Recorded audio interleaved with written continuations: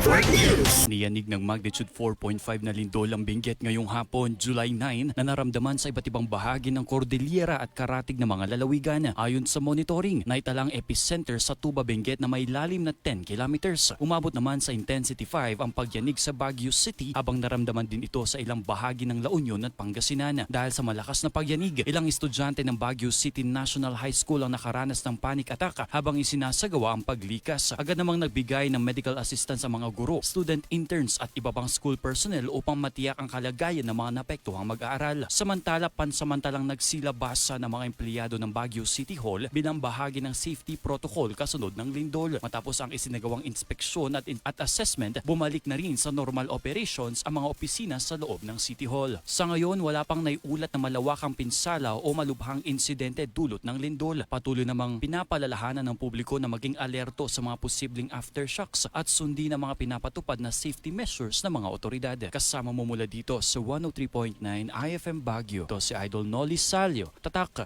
RMN. RMN Network News.